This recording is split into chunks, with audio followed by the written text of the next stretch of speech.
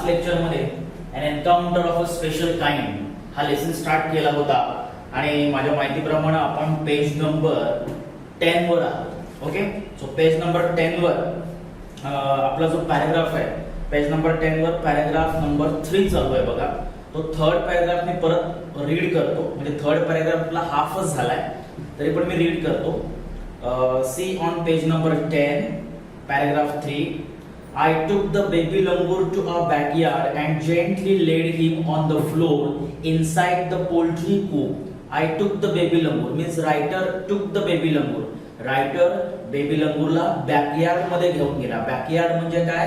Back साइडचं जे आपलं अंगण असतं, घराच्या पाठीमागचं अंगण, त्याला बॅकयार्ड असं म्हटलेलं आहे. And gently laid him.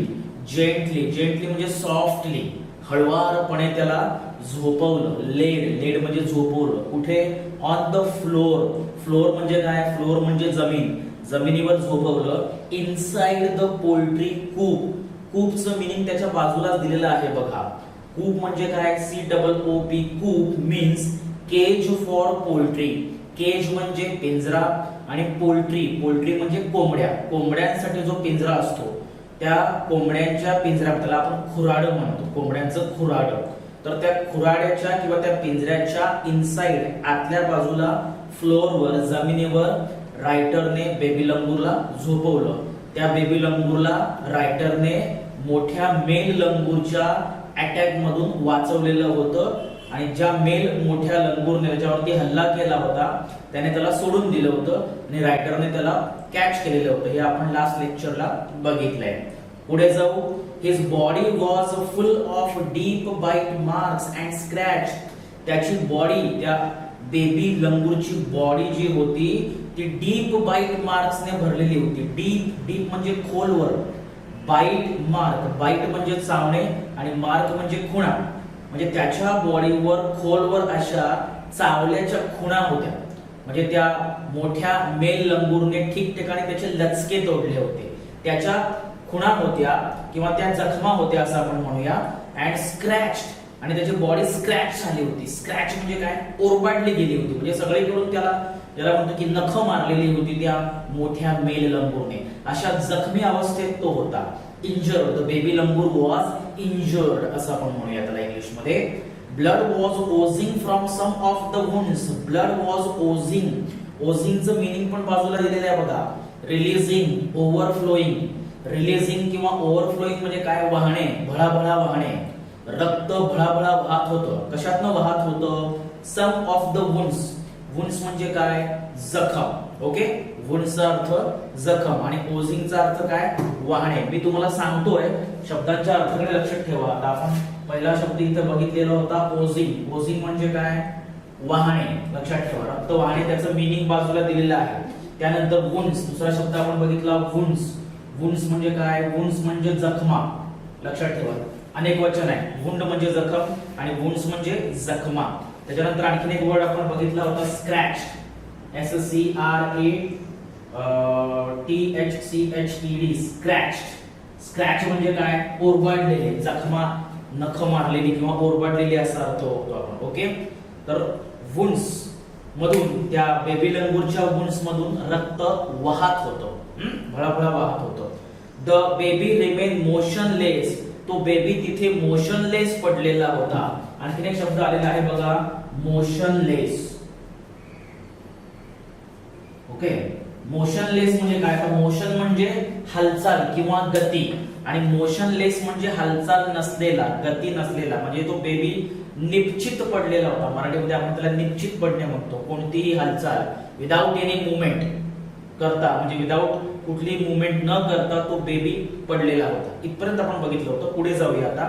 My father provided first aid to clean the wounds and stop the bleeding. माझ्या फादरने काय केलं? फर्स्ट एड प्रोव्हाइड केलं. फर्स्ट एड, तुम्हाला हा शब्द तुम्ही बघितलेला असेल बघा, फर्स्ट एड. फर्स्ट एड म्हणजे काय? प्रथमोपचार. प्रथमोपचार आपल्या स्कूलमध्ये फर्स्ट एड बॉक्स असतो. Okay, so my father means writer's father provided म्हणजे पुरवला किंवा दिला फर्स्ट एड प्रथमोपचार to clean the wounds and stop the bleeding. Wounds स्वच्छ करण्यासाठी. वुंड्स म्हणजे काय? जखमा. मग अशा वर्ड आपण बघितला होता. जखमा क्लीन करण्यासाठी, आणि ब्लिडिंग म्हणजे काय, रक्तस्राव. लक्षात ठेवा, ब्लडचा जो काय म्हणूया आपण नाउन फॉर्म आहे ब्लिडिंग म्हणजे रक्तस्राव म्हणतो त्याला आपण, रक्त वाहन किंवा रक्तस्राव. तर ते ब्लिडिंग थांबवण्यासाठी, स्टॉप करण्यासाठी आणि वुंड्स क्लीन करण्यासाठी रायटर्स फादरने त्या बेबी लंगूरला फर्स्ट एड दिला. फर्स्ट एड म्हणजे प्रथमोपचार दिला. I was relieved to find out that the baby was breathing even though his breaths were shallow. I was relieved. Me relieved झालो. relieved R-E-L-I-E-V-E-D relieved म्हणजे काय, मी सुटकेचा निश्वास टाकला. सुटकेचा निश्वास म्हणजे I was free. I was totally become free. mentally me free झालो, म्हणजे मानसिक दृष्ट्या मी मोकळा झालो, सुटकेचा निश्वास टाकला. किंवा to find out the baby was breathing.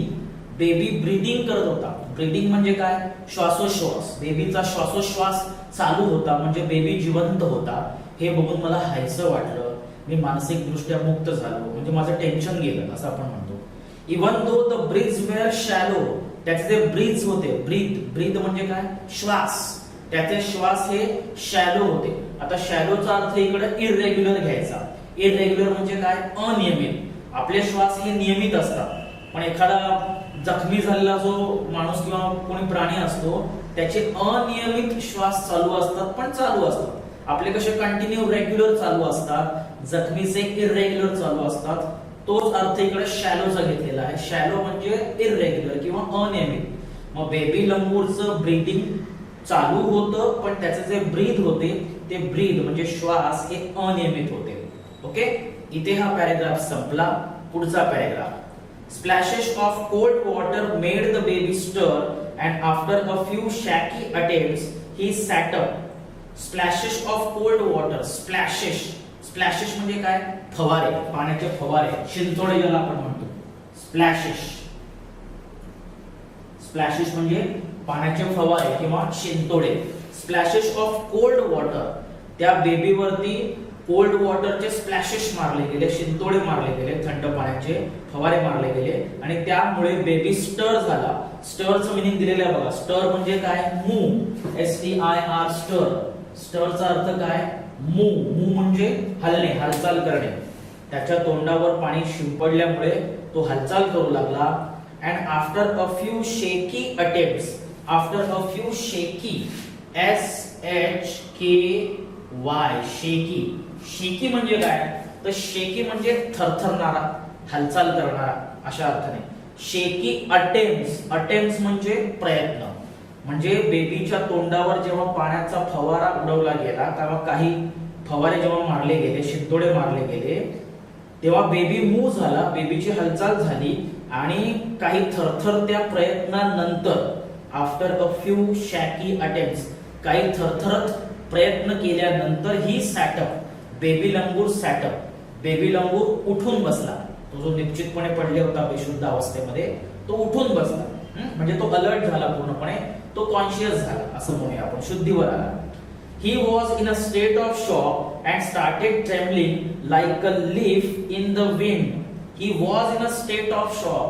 तो state of shock मध्ये होता. State of shock म्हणजे काय, धक्का. म्हणजे तो मानसिक धक्क्याच्या अवस्थेमध्ये होता, त्याला मानसिक धक्का बसला होता. And he started trembling. अजून एक वर्ड आलेला आहे शेकी सारखा, ट्रेम्बलिंग. ट्रेम्बलिंग म्हणजे काय, ट्रेम्बलिंग म्हणजे थरथरणे, थरथर कापणे.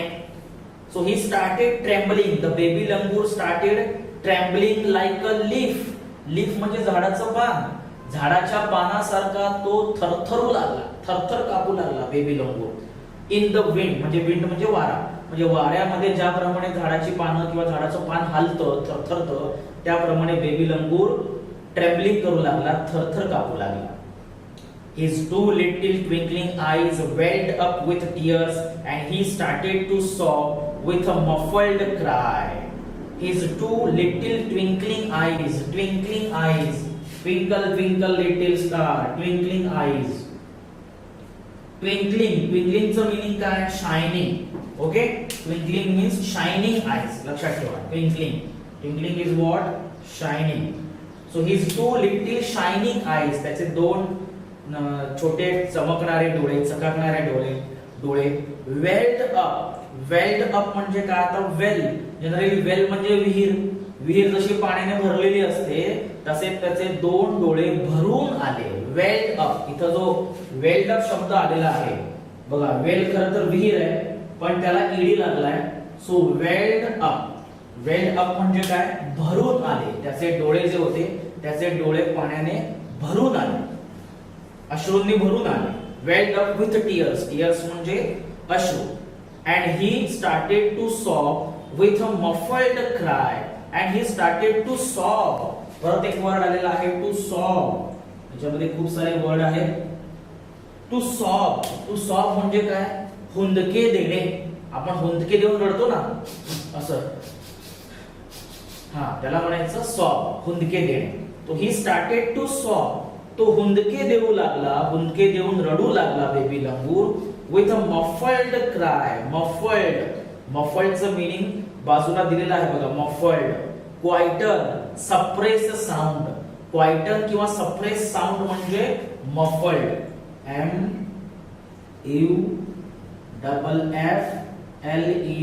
मफल्ड. ओके, तर मफल्ड म्हणजे काय? तर सप्रेस्ड साऊंड, सप्रेस्ड साऊंड म्हणजे काय? दबक्या आवाजामध्ये, दाबलेल्या आवाजामध्ये.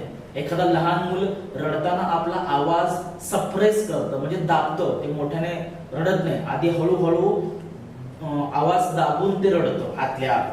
तसा हा बेबी लंगूर हुंदके देऊ लागला, दबक्या रडण्याच्या आवाजामध्ये हळूहळू रडू लागला. Just like a human child, जसं एखादं ह्युमन चाइल्ड रडतं, एखादं मानवी बाळ, मानवी लहान मूल रडू लागतं.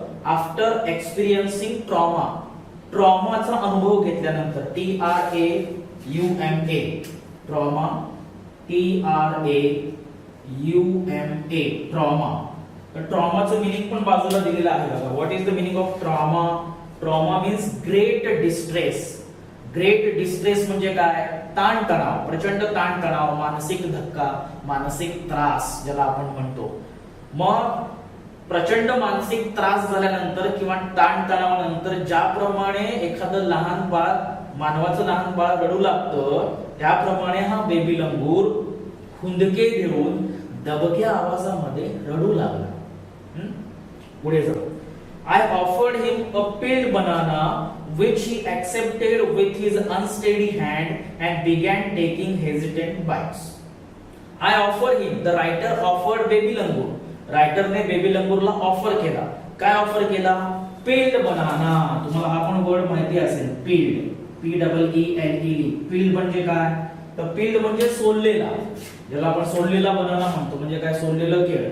तर रायटरने त्याला एक केळ दिलं खाण्यासाठी. Offered him peeled banana which he accepted. जो बनाना, जे केळ त्या बेबी लंगूरने ऍक्सेप्टेड. ऍक्सेप्टेड म्हणजे काय? स्वीकारलं, लगेच हातामध्ये घेतलं खाण्यासाठी. With his unsteady finger, unsteady, UNSTEADY, unsteady. Unsteady म्हणजे काय? अस्थिर. त्याच्या अस्थिर हातांमध्ये, म्हणजे बेबी लंगूरने त्याच्या अस्थिर हातांमध्ये, त्याचे हात असे अस्थिर होते. अस्थिर म्हणजे काय? थरथरत होते. त्या अस्थिर हातामध्ये ते केळ घेतलं and began taking hesitant bites. आणि त्याचे बाईट म्हणजे तो केळी खाऊ लागला, ते केळ खाऊ लागला. हेजिटंट, हेजिटंट म्हणजे काय? हेजिटंट म्हणजे थोडंसं आपण म्हणूया की हिरमुसत. हिरमुसत त्याला आपण काय म्हणतो की जनरली हेजिटंट म्हणजे अडखळत, आपण त्याला म्हणू शकतो. अडखळतपणे म्हणजे पटकन असा एक्साइटेडली खात नव्हता, थोडा अडखळत त्याचे तो बाईट घेऊ लागला. बाईट घेऊ लागला म्हणजे खाऊ लागला. अडखळतपणे ते केळ दिलेलं तो खाऊ लागला. ओके, हा पॅराग्राफ इकडे संपला. पुढचा paragraph. My attention was fixed on the revival of the baby langur. माझं अटेन्शन फिक्स्ड होतं. अटेन्शन म्हणजे काय? लक्ष. माझं लक्ष जे होतं ते लक्ष त्या बेबी लंगूरकडे फिक्स होतं. एक टक मी त्याच्याकडे बघत होतो. On the revival of the baby langur. Revival, REVIAVAL, revival. रिवायवलचा अर्थ काय?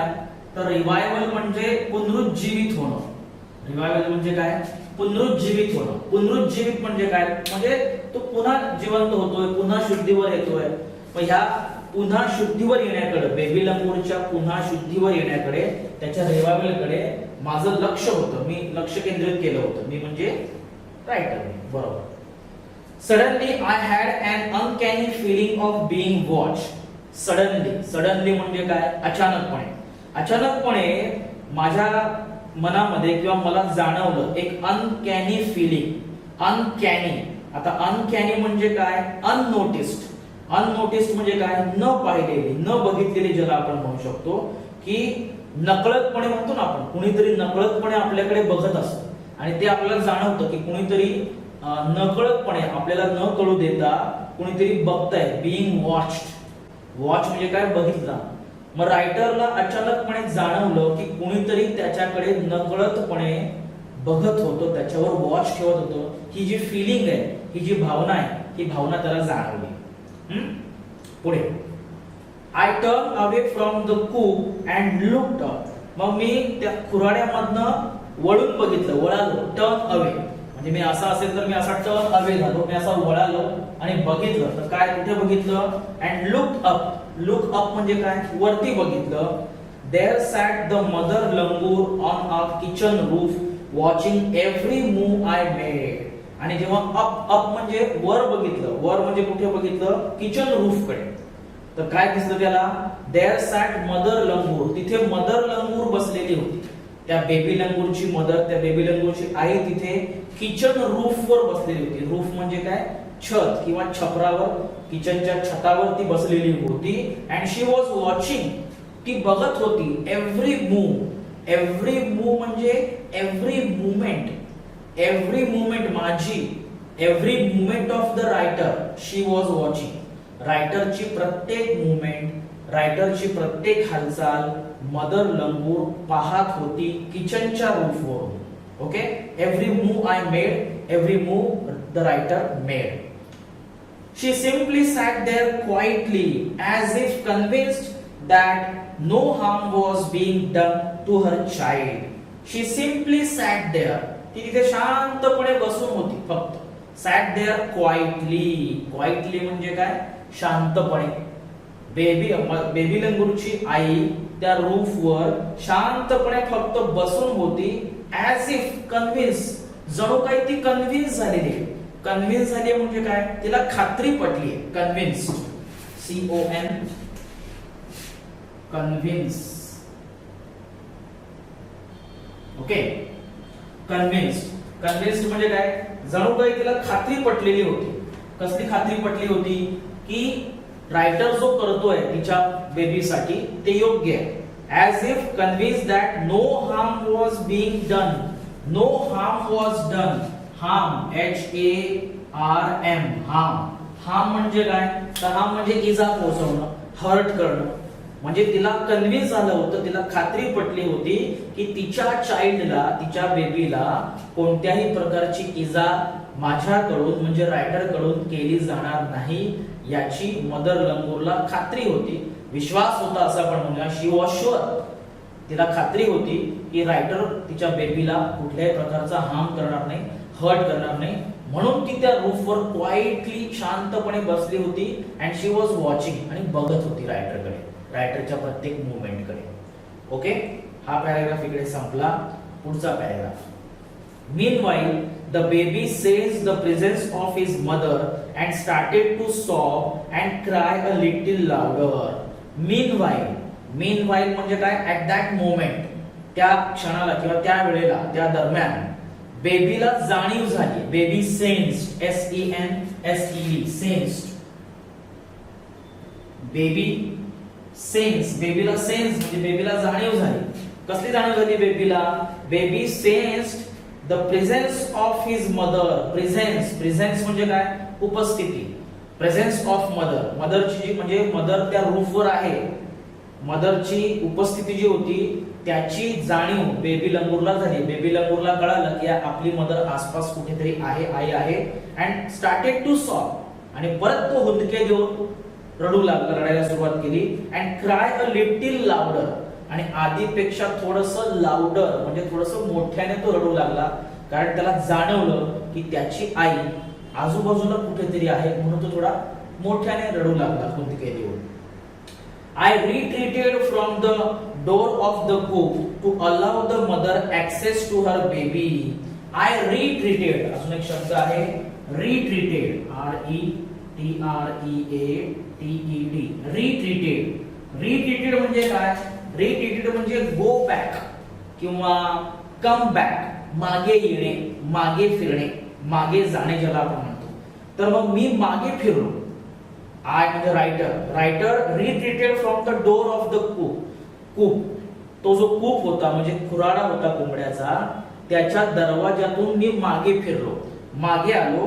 To allow the mother access, त्या मदरला त्या बेबी पर्यंत पोहोचण्यासाठी, म्हणजे त्या मदरने बेबी पर्यंत पोहोचावं, त्या मदरला बेबी पर्यंत ऍक्सेस मिळावा. ऍक्सेस म्हणजे पोहोचणं, जवळ पोहोचणं, म्हणजे ती मदर लंगूर आणि तो बेबी या दोघांची भेट व्हावी, त्या मदर लंगूरला बेबी पर्यंत पोहोचता यावं, म्हणून मी दरवाजातून काय झालो, मागे फिरलो म्हणजे जनरली मागे आल्यानंतर ती मदर त्याच्या जवळ येईल ना, नाहीतर मी तिथं असेपर्यंत ती घाबरेल, हो की नाही. So I retreated means I went back, मी मागे आलो, मी मागे फिरलो मदरला तिथपर्यंत पोहोचण्यासाठी. ओके, हा पॅराग्राफ इकडे संपला. पेज नंबर 10 वरचा शेवटचा paragraph. Immediately the mother descended on the floor of the coop and picked up the baby in her arms. Immediately, जसा मी मागे फिरलो, जसा मी मागे आलो retreated, तसं immediately म्हणजे काय, ताबडतोब, क्विकली मदर काय झाली, डिसेंडेड चं मीनिंग दिलेलं आहे बघा. डिसेंडेड, D-E-S-C-E-D-E-S-N-D-E-D, डिसेंडेड चं मीनिंग दिलंय बघा. डिसेंडेड म्हणजे काय, मूव डाऊनवर्ड्स म्हणजे खाली आली, म्हणजे मदर रूफवर बसली होती, ती रूफवरून पटकन खाली आली. ऑन द फ्लोर, त्या जमिनीवर. On the floor of the coop म्हणजे रूफवर बसलेली, छतावर बसलेली मदर त्या खुराड्याच्या जमिनीवर पटकन खाली आली. And pick up the baby, आणि तिच्या बेबीला तिने उचललं, तिच्या बाळाला तिने उचललं. इन हर आर्म्स म्हणजे हातामध्ये. ती पटकन खाली आली खुराड्यामध्ये आणि बेबी लंगूरला तिच्या हातामध्ये उचलून घेतलं. म्हणजे ती वाटच बघत होती कधी रायटर तिथून जातो, मागे जातो आणि ती येते आणि बाळाला उचलते. बघा, म्हणजे रायटरला तिच्या मनातलं हे कळलं, त्यांचं एक दोघांचं काय म्हणूया आपण इनडायरेक्टली कम्युनिकेशन झालं होतं. रायटरला कळलं की तिला आपल्या बाळाला हातामध्ये घ्यायचंय, कुरवाळायचंय, कुशीत घ्यायचंय. पुढे, she gave the baby a thorough body inspection to check his injuries and then cuddled him tightly in her bosom. She gave the baby thorough body inspection. आता इन्स्पेक्शन हा वर्ड तुम्ही ऐकला असेल आतापर्यंत, आपण बघतो त्याच्यामध्ये आणखीन एक शब्द आहे थरो, THOROUGH. थरो म्हणजे काय, कम्प्लीट, पूर्णपणे, पूर्ण ज्याला आपण म्हणूया. आणि दुसरा वर्ड आहे इन्स्पेक्शन हा वर्ड तुम्ही आतापर्यंत ऐकलाय. इन्स्पेक्शन म्हणजे काय, तपासणी करणे. So she gave the baby a thorough body inspection to check his injuries. Injuries म्हणजे काय, इंजुरीज म्हणजे जखमा. तुम्हाला माहिती आहे वुंड्स, मगाशी आपण वुंड शब्द बघितला होता, कुठे होता हा वुंड, बरोबर याच्या पुढे आला होता. हा वुंड्स म्हणजे काय, जखमा, आणि इंजुरीज म्हणजे सुद्धा जखमा. तर आईने बेबीच्या जखमांची पूर्णपणे तपासणी केली. त्याला कुठे कुठे लागलंय, कुठे कुठे चावलंय, कुठून रक्त येतंय, आईने पूर्णपणे चेक केलं, पूर्णपणे तपासलं बेबी लंगूरच्या जखमा तपासल्या. And then cuddled him. कडल्डचं मिनिंग पण बाजूला दिलेलं आहे बघा. Cuddled, CUDDLED, cuddled. Okay, cuddled him and cuddled him tightly in her bosom. cuddled चं मीनिंग काय, held closely म्हणजे काय, घट्टपणे कवटाळलं, त्याला आलिंगन दिलं किंवा त्याला कवटाळलं, मिठी मारली, टाइटली, घट्टपणे. in her bosom. Okay, bosom म्हणजे काय, बॉसम म्हणजे छाती, लक्षात ठेवा. BOSOM, bosom. बॉसम म्हणजे काय तर छाती, छातीशी घट्टपणे त्याला कवटाळलं, आईने आपल्या बाळाला आपल्या छातीशी घट्टपणे कवटाळलं, ती बिलगली, मिठी मारली असं म्हणू शकतो त्याला. त्याला आपण इंग्लिश मध्ये हग हा शब्द HUGG. तर त्या बेबी लंगूरला घट्टपणे कवटाळलं. The baby found great solace in her caring arms. Baby found great सोलॅस.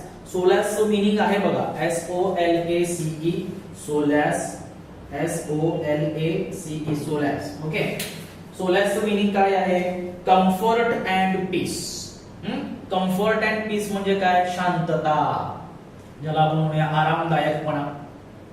म्हणजे बेबी लंगूरला तिच्या केअरिंग आर्म्स मध्ये, मदरच्या काळजी घेणाऱ्या त्या हातांमध्ये, आईच्या हातांमध्ये, आईच्या कुशीमध्ये खूप आराम मिळाला, शांतता मिळाली. बेबी लंगूर जो मानसिक दृष्ट्या अस्वस्थ होता, तो अस्वस्थ असणारा बेबी आईच्या कुशीत, आईच्या काळजी घेणाऱ्या या हातांमध्ये, बाहुपाशामध्ये त्याला आराम पडला, तो रिलॅक्स्ड झाला असं आपण म्हणूया. इथं पेज नंबर 10 आपला संपलेला आहे. आता आपण पेज नंबर 11 वर येऊया. पेज नंबर 11 फर्स्ट पॅराग्राफ, ज्याला म्हणूया केअरिंग आर्म्स पर्यंत झालाय. The mother sat still with the baby in her lap for a few minutes. मग mother sat still. Still म्हणजे काय? स्तब्ध, क्वाइट ज्याला आपण म्हणतो, शांत. मग आई शांतपणे आपल्या बेबीला घेऊन बसून राहिली तिच्या लॅप मध्ये. Lap, LAP, lap. लॅप म्हणजे मांडी, लक्षात ठेवा. लॅपचा अर्थ काय? मांडी. मग आई बाळाला मांडीवर घेऊन काही मिनिटं शांतपणे बसून राहिली, बसली. It was almost as if she was pondering over her options and trying to figure out how she should keep the baby safe from further assault. It was almost as if she was pondering. Pondering अजून एक word आलेला आहे बघा, PONDERING, pondering. पॅसेजच्या बाजूला word आहे तो ponder. Think over deeply. Think over deeply means शांतपणे विचार करणे, शांतपणे विचार करणे. मग ती शांतपणे विचार करू लागली. It was almost as if she was pondering over her options. She was thinking, mother was thinking. आई विचार करत होती खोलपणे, सखोलपणे तिच्या ऑप्शन्स बद्दल, की बाळाला वाचवण्याचे कोणते कोणते ऑप्शन्स आहेत, पर्याय आहेत. And trying to figure out म्हणजे काय? फाइंड आउट, शोधून काढणं. शोधून काढण्याचा प्रयत्न करत होती. She was trying to find out how she could keep the baby safe. तिला तिच्या बेबीला सेफ कसं ठेवता येईल, म्हणजे सुरक्षित कसं ठेवता येईल. फ्रॉम फर्दर असॉल्ट, पुढच्या असॉल्ट पासून. असॉल्ट म्हणजे काय? अटॅक. म्हणजे जर परत मेल लंगूरने तिच्यावरती हमला केला, त्या बेबी लंगूरवरती हमला किंवा हल्ला केला, तर परत बेबीला सेफ कसं ठेवता येईल याच्याबद्दलचे पर्याय, उपाय ती फाइंड आउट करण्याचा प्रयत्न करत होती. ओके, तर पेज नंबर 11 वर हा आपला पहिला पॅराग्राफ संपलेला आहे. आणि आणखीन जवळजवळ 3 ते 4 पॅराग्राफ बाकी आहेत, तर ते आपण नेक्स्ट लेक्चरला घेऊ. मला वाटतं की आज जेवढे आपण वर्ड्स घेतले किंवा जे काही मी तुम्हाला सांगितलं ते तुम्हाला समजलं असेल अशी मी आशा करतो. आणि आजचा लेक्चर आपण इथे थांबूया. भेटूया पुढच्या लेक्चरमध्ये. थँक्यू.